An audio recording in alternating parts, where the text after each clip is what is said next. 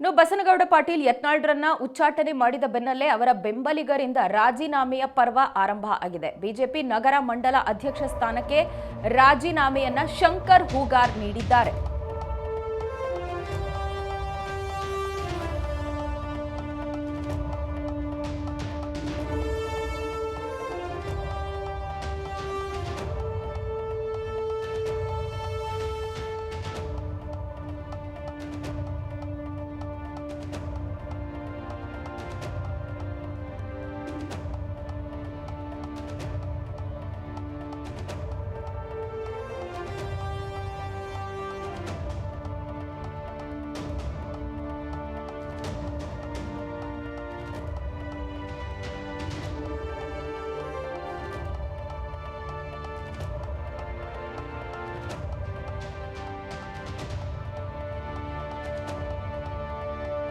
ಬಸನಗೌಡ ಪಾಟೀಲ್ ಯತ್ನಾಳ್ ಉಚ್ಚಾಟನೆಯ ಬೆನ್ನಲ್ಲೇ ಅವರ ಬೆಂಬಲಿಗರು ರಾಜೀನಾಮೆ ಕೊಡೋದಕ್ಕೆ ಮುಂದಾಗ್ತಾ ಇದ್ದಾರೆ. ಬಿಜೆಪಿಯ ನಗರ ಮಂಡಲ ಅಧ್ಯಕ್ಷ ಸ್ಥಾನಕ್ಕೆ ರಾಜೀನಾಮೆಯನ್ನ ಕೊಟ್ಟಿದ್ದಾರೆ ಶಂಕರ್ ಹೂಗಾರ್.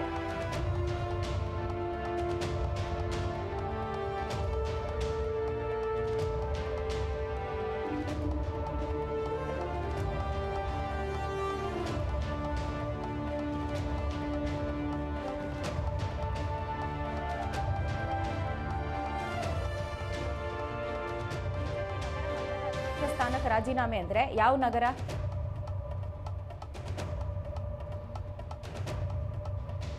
ಎಲ್ಲಿದ್ದು ರೈತ ಮೋರ್ಚಾ ಅದು?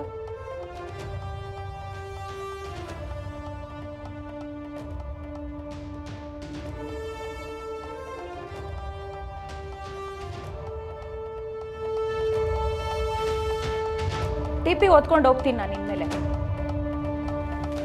ಯತ್ನಾಳ್ ಉಚ್ಚಾಟನೆ ಬೆನ್ನಲ್ಲೇ ಯಾವ ಊರು?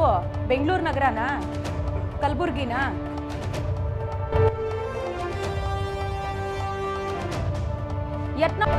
ಬೆನ್ನಲ್ಲೇ ಬೆಂಬಲಿಗರ ರಾಜೀನಾಮೆ ಪರ್ವ ಆರಂಭ ಆಗಿದೆ. ಬಿಜೆಪಿ ನಗರ ಮಂಡಲ ಅಧ್ಯಕ್ಷ ಸ್ಥಾನಕ್ಕೆ ರಾಜೀನಾಮೆಯನ್ನ ಕೊಡಲಾಗಿದೆ.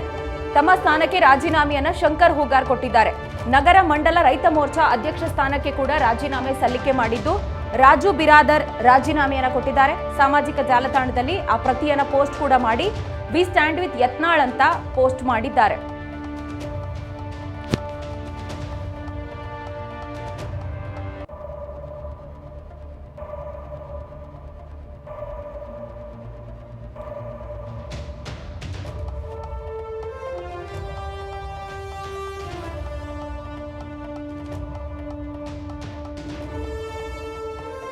ವಿಜಯಪುರದಲ್ಲಿ ಬಿಜೆಪಿ ಕಾರ್ಯಕರ್ತರ ರಾಜೀನಾಮೆಯ ಪರ್ವ ಮುಂದುವರೆದಿದೆ. ವಿಜಯಪುರ ನಗರ ಶಾಸಕ ಬಸನಗೌಡ ಪಾಟೀಲ್ ಯತ್ನಾಳ್ ಉಚ್ಚಾಟನೆ ಬೆನ್ನಲ್ಲೇ ಬೆಂಬಲಿಗರ ರಾಜೀನಾಮೆ ಪರ್ವ ಆರಂಭ ಆಗಿದ್ದು ಬಿಜೆಪಿ ನಗರ ಮಂಡಲ ಎಸ್ಟಿ ಮೋರ್ಚಾ ಅಧ್ಯಕ್ಷ ಸ್ಥಾನಕ್ಕೆ ರಾಜೀನಾಮೆ ಕೊಟ್ಟಿದ್ದಾರೆ. ರಾಜೀನಾಮೆ ಕೊಟ್ಟಂತಹ ಎಸ್ಟಿ ಮೋರ್ಚಾ ಅಧ್ಯಕ್ಷ ಪ್ರವೀಣ್ ನಾಟಿಕಾರ್ ನಗರ ಮಂಡಲ ರೈತ ಮೋರ್ಚಾ ಅಧ್ಯಕ್ಷ ಸ್ಥಾನಕ್ಕೆ ಕೂಡ ರಾಜೀನಾಮೆಯನ್ನ ಕೊಟ್ಟಿದ್ದಾರೆ.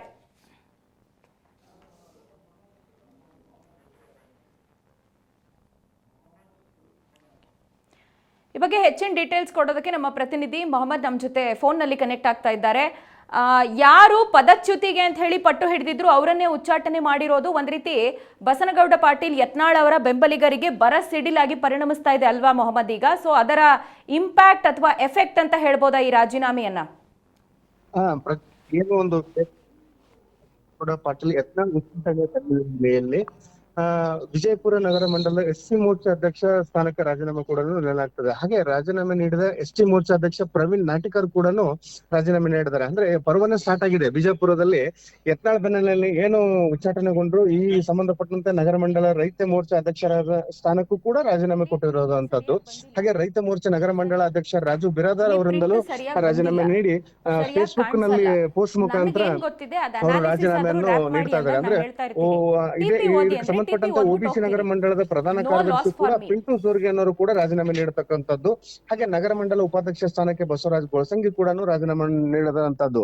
ಒಂದ್ ಕಡೆ ಬಸನಗೌಡ ಇರ್ತಕ್ಕಂತಹ ಏನ್ ಬಿಜೆಪಿಯಲ್ಲಿ ಇರ್ತಕ್ಕಂತಹ ಎಲ್ಲ ಈ ಮೋರ್ಚಾ ಅಧ್ಯಕ್ಷರು ಕೂಡ ರಾಜೀನಾಮೆ ನೀಡ್ತಾ ಇದ್ರೆ, ಇನ್ನೊಂದು ಬಣ ಏನಿದೆ ಅದರಲ್ಲಿ ಇರ್ತಕ್ಕಂಥ ಬಿಜೆಪಿ ಬೆಂಬಲಿಗರು ಏನಿದ್ದಾರೆ ಅವರು ಹರ್ಷ ಹಾಗೂ ಸಂತೋಷವನ್ನು ವ್ಯಕ್ತಪಡಿಸಿದ್ದಾರೆ. ಇಂತ ಒಂದು ಬಾಯಿಯಿಂದ ಪದೇ ಪದೇ ಅಂದ್ರೆ ಸ್ವಪಕ್ಷಕ್ಕೆ ಈ ರೀತಿ ಆ, ಎಚ್ಚೆತ್ತವಾಗಿ ನಮ್ಮನ್ನ ಹೀಯಾಳಿಸ್ಕೊಂತ ಬರ್ತಕ್ಕಂತಹ ಬಸನಗೌಡ ಯತ್ನಾಳ್ ಅವ್ರಿಗೆ ಇದು ಒಂದು ಒಳ್ಳೆ ಪಾಠ ಆಗಿದೆ ಅಂತ ಹೇಳಿ ಅಪ್ಪು ಪಟ್ಟಣ ಶೆಟ್ಟಿ ಕೂಡ ಸಂತೋಷವನ್ನು ವ್ಯಕ್ತಪಡಿಸಿದ ಅಂದ್ರೆ ಮಾಜಿ ಸಚಿವರಾಗತಕ್ಕಂತ ಅಪ್ಪು ಪಟ್ಟಣ ಶೆಟ್ಟಿ ಕೂಡ ಇದಕ್ಕೆ ಸಂಬಂಧಪಟ್ಟಂತೆ ರಿಯಾಕ್ಟ್ ಮಾಡಿದ್ದಾರೆ. ಕೆಲವಿಷ್ಟು ಜನ ಯತ್ನಾಳ್ ಪರ ನಿಂತಿದ್ರೆ, ಇನ್ನಷ್ಟು ಕೆಲವು ಜನ ಬಿಜೆಪಿ ಅವರು ಏನಿದ್ದಾರೆ ಈ ಬಿಜೆಪಿಗೆ ಪೀಡೆ ತೊಲಗ್ತು ಅನ್ನೋ ದೃಷ್ಟಿಯಲ್ಲಿ ಒಬ್ಬರೊಂದು ಹೇಳಿಕೆ ಕೊಡ್ತಾ ಇದ್ದಾರೆ ಪ್ರಜ್ವಲ. ಒಂದು ವಿಚಾರ ಬಹಳ ಸ್ಪಷ್ಟ, ಶೋಕಾಸ್ ನೋಟಿಸ್ ಅನ್ನ ಕೊಟ್ಟರು, ಪದೇ ಪದೇ ಸೂಚನೆಗಳನ್ನ ಕೊಟ್ಟರು ಸಹ ತಮ್ಮ ನಿಲುವಲ್ಲಿ ಯಾವುದೇ ಬದಲಾವಣೆಯನ್ನ ಬಸನಗೌಡ ಪಾಟೀಲ್ ಯತ್ನಾಳ್ ಮಾಡಿರ್ಲಿಲ್ಲ. ಅಂಡ್ ಇದು ರಾಜೀನಾಮೆ ಅಥವಾ ಈ ಅಮಾನತು ಏನಿದೆ ಇದು ಬಹಳ ಹೊಸದೇನಲ್ಲ, ಇದು 3ನೇ ಬಾರಿ ಅವರು ಈ ರೀತಿ ಉಚ್ಚಾಟನೆ ಆಗ್ತಾ ಇರೋದು. ಸೊ ಮುಂದಿನ ನಡೆ ಯಾವ ರೀತಿಯಾಗಿರುತ್ತೆ, ಇದನ್ನ ಹೇಗೆ ರಿಸೀವ್ ಮಾಡ್ಕೊಳ್ತಾ ಇದ್ದಾರೆ ಅವರು ಮತ್ತೆ ಅವರ ಬೆಂಬಲಿಗರು? ಅಂದ್ರೆ ಒಂದ್ ಕಡೆ ಹೇಳ್ಬೇಕು ಅಂದ್ರೆ ಬಸನಗೌಡ ಯತ್ನಾಳ್ ಪಾಟೀಲ್ ಅವ್ರಿಗೆ ಇದೇನು ಹೊಸದಲ್ಲ. ಅಂದ್ರೆ 3 ಸಾರಿ ಈಗ ಉಚ್ಚಾಟನೆಗೊಂಡಿರೋಂಥದ್ದು ಬಸನಗೌಡ ಯತ್ನಾಳ್ ಪಾಟೀಲ್ ಅವರು. ಅಂದ್ರೆ ಪದೇ ಪದೇ ನಾಲ್ಗೆನ ಹರಿಬಿಡ್ತಕ್ಕಂತ ಕೆಲಸ ಅವರು ಪ್ರತಿ ಸರಿನೂ ಹೈಕಮಾಂಡ್ ಇದಕ್ಕೆ ಸಂಬಂಧಪಟ್ಟಂತೆ ಎಷ್ಟೋ ಸರಿ ನೋಟಿಸ್ ಕೊಡಿದ್ರು ಕೂಡ ನೋಟಿಸ್ಗೆ ಕ್ಯಾರೆ ಅನ್ನದ ಬಸನಗೌಡ ಪಾಟೀಲ್ ಅವರು. ಹಾಗೆ ಇದ್ರ ಸಂಬಂಧಪಟ್ಟಂತೆ ಈಗೇನು ನನಗೆ 2 ಸರಿ ಉಚ್ಚಾಟನೆ ಆಗಿದ್ದೀನಿ ಅನ್ನೋದು ಅವ್ರಿಗೆ ಅರಿವಿದ್ರು ಕೂಡ ಯಾಕೆ ಈ ನಿರ್ಧಾರ ತೆಗೆದುಕೊಂಡ್ರು ಅರ್ಥ ಆಗ್ತಾ ಇಲ್ಲ. ಹಾಗೆ ಇದಕ್ಕೆ ಸಂಬಂಧಪಟ್ಟಂತೆ ಇನ್ನಿಷ್ಟು ಕೆಲವು ಜನ ಐ ಸ್ಟ್ಯಾಂಡ್ ಫಾರ್ ಯತ್ನಾಳ್ ಅನ್ನೋಷ್ಟು ಕೆಲವಷ್ಟು ಯತ್ನಾಳಿಗಳ ಬೆಂಬಲರು ಕೂಡ ಹೇಳ್ತಾ ಇದ್ದಾರೆ, ನೀವು ಒಂದು ಹೊಸ ಪಕ್ಷವನ್ನು ಕಟ್ಟಿ ಆ ಪಕ್ಷದಿಂದ ಇನ್ನು ಮುನ್ನಡೆ ಅಂತ ನೀವು ಧೃತಿಗೆಡಬೇಡಿ ಅನ್ನೋ ಪೋಸ್ಟ್ ಕೂಡ ಸಾಮಾಜಿಕ ಜಾಲತಾಣಗಳಲ್ಲಿ ಯಥೇಚ್ಛವಾಗಿ ಹಾಗೂ ಸಾಕಷ್ಟು ರೀತಿಯಲ್ಲಿ ಅಂದ್ರೆ ನಾವು ಯತ್ನಾಳ್ ಪರ ನಿಲ್ತೀವಿ ಅನ್ನೋದು ಒಂದು ಸಾಮಾಜಿಕ ಜಾಲತಾಣಗಳಲ್ಲಿ ಹರಿದಾಡ್ತಾ ಇದೆ. ಇದಕ್ಕೆ ಸಂಬಂಧಪಟ್ಟಂತೆ ಜಯಮೃತ್ಯುಂಜಯ ಸ್ವಾಮಿಗಳು ಕೂಡ ರಿಯಾಕ್ಟ್ ಮಾಡಿದ್ದಾರೆ. ಇದರ ಪರ ಇದಕ್ಕೆ ಸಂಬಂಧಪಟ್ಟಂತೆ ನಾವು ಯತ್ನಾಳರ ಪರ ನಿಲ್ಲೋಣ, ಯಾಕಂದ್ರೆ ನಮ್ಮ ಹಿಂದುತ್ವ ಹಾಗೂ ನಮ್ಮ ಜಾತಿ ಮೀಸಲಾತಿ ವಿಚಾರವಾಗಿ ಅವರು ನಮ್ಮ ಸ್ವಪಕ್ಷದವರಿಗೆ ಗುಟ್ರನ್ನು ಹಾಕಿ ನಮ್ಮ ಜಾತಿಗಾಗಿ ಮೀಸಲಾತಿಗಾಗಿ ಬಡದಾಡಿದವರು ಇದ್ದಾರೆ. ಹೀಗಾಗಿ ನಾವೆಲ್ಲರೂ ಕೂಡ ಅವರ ಜೊತೆ ನಿಲ್ಲೋಣ, ಯತ್ನಾಳ್ ಅವರೇ ನೀವು ಧೃತಿಗೆಡಬೇಡಿ ಅನ್ನೋ ಮಾತುಗಳು ಕೂಡ ಸ್ವಾಮೀಜಿಗಳು ಕೂಡ ಹೇಳ್ತಾ ಇದ್ದಾರೆ. ಎಷ್ಟು ಪರ ಇದೆ ಅನ್ನೋ ಅಷ್ಟು ಅದಕ್ಕಿಂತ ಹೆಚ್ಚಾಗಿ ವಿರೋಧ ಕೂಡ ಅಷ್ಟೇ ಇದೆ. ಇದ್ರ ಸಂಬಂಧಪಟ್ಟಂಗೆ ಯತ್ನಾಳ್ ಅವರು ಇನ್ನೇನು ನಿರ್ಧಾರ ತಗೊಳ್ತಾರ ಅನ್ನೋದು ಕಾದು ನೋಡ್ಬೇಕಾಗಿದೆ ಪ್ರಜ್ವಲ.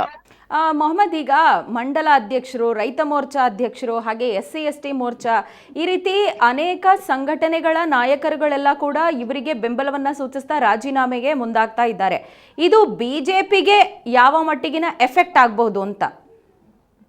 ಒಂದು ಕಡೆ ಹೇಳ್ಬೇಕು ಅಂತಂದ್ರೆ ಬಿಜೆಪಿಗೆ ಸಂಬಂಧಪಟ್ಟಂತ ಈಗೇನಿದ್ದಾರೆ ಬಸನಗೌಡ ಯತ್ನಾಳ್ ಪರ ನಿಲ್ತಕ್ಕಂಥವ್ರು ಯಾವುದೇ ರೀತಿ ಬಿಜೆಪಿ ಕಚೇರಿಗೂ ಸಹ ಬರ್ತಾ ಇರ್ಲಿಲ್ಲ. ಹೀಗಾಗಿ ಯತ್ನಾಳ್ ಫಾಲೋವರ್ಸ್ ಇದ್ರು. ಇದಕ್ಕೆ ಸಂಬಂಧಪಟ್ಟಂತೆ ನಮಗೆ ಯಾವುದೇ ರೀತಿ ಬಿಜೆಪಿಯಿಂದ ನಷ್ಟ ಆಗಲ್ಲ ಅನ್ನೋದು ಬಿಜೆಪಿ ಸ್ವತಃ ಬಿಜೆಪಿ ಮಂಡಲದಲ್ಲಿ ಇರ್ತಕ್ಕಂತ ಇವಾಗ ಏನಿದ್ದಾರೆ ಎಲ್ಲ ಯತ್ನಾಳ್ ಫಾಲೋವರ್ಸ್. ಹೀಗಾಗಿ ನಮಗೆ ಯಾವುದೇ ರೀತಿ ಪಕ್ಷಕ್ಕೆ ಡ್ಯಾಮೇಜ್ ಆಗಲ್ಲ, ಯಾಕಂದ್ರೆ ಇರ್ತಕ್ಕಂಥವ್ರು ಬಿಜೆಪಿ ಪಕ್ಷಕ್ಕಿಂತ ಯತ್ನಾಳ್ ಫಾಲೋವರ್ಸ್ ಇರೋದ್ರಿಂದ ನಮ್ಗೆ ಯಾವ ರೀತಿನೂ ನಷ್ಟ ಆಗಲ್ಲ ಅನ್ನೋದು ಮೂಲ ಬಿಜೆಪಿಗರ ಒಂದು ಮಾತಾಗಿರುವಂತದ್ದು. ಅಂದ್ರೆ ಮೂಲ ಬಿಜೆಪಿಯರಿಗೆ ಕಡೆಗೂ ಒಂಚೂರು ಅಂದ್ರೆ ಅಪ್ಪು ಪಟ್ಟಣ ಶೆಟ್ಟಿ ಬಣ ಏನಿದೆ ಅದರಲ್ಲಿ ಯಾವುದೇ ರೀತಿ ಆ ಬಣದವರು ಈ ಒಂದು ಹುದ್ದೆಗಳಲ್ಲಿ ಅಲಂಕರಿಸಿರ್ಲಿಲ್ಲ. ಹೀಗಾಗಿ ನಮ್ಗೆ ಹುದ್ದೆ ಸಿಕ್ಕಿರ್ಲಿಲ್ಲ. ಈಗ ಆ ಹುದ್ದೆ ಸಿಗುತ್ತೆ. ನಾವು ಇನ್ನಷ್ಟು ಗಟ್ಟಿಯಾಗಿ ಬಿಜೆಪಿ ಪಕ್ಷವನ್ನು ಇನ್ನೂ ಸದೃಢವಾಗಿ ಮಾಡ್ತೇವೆ. ಯಾಕಂದ್ರೆ ಎಷ್ಟೋ ದಿನಗಳ ಹಿಂದ್ಗಡೆ ನಮ್ಮನ್ನೆಲ್ಲಾನು ಯಾವುದೇ ಪ್ರಮುಖ ಬಿಜೆಪಿ ನಾಯಕರಿಗೆ ಯಾವುದೇ ರೀತಿ ಇವರು ಕವಡೆ ಕಾಸಿನ ಕಿಮ್ಮತ್ತು ಕೊಡ್ತಿರ್ಲಿಲ್ಲ, ನಮ್ಮನ್ನ ಉಡಾಫೆಯಿಂದ ನೋಡ್ತಾ ಇದ್ರು, ನಮ್ಮನ್ನ ಕರೆ ತರ್ತಿರ್ಲಿಲ್ಲ.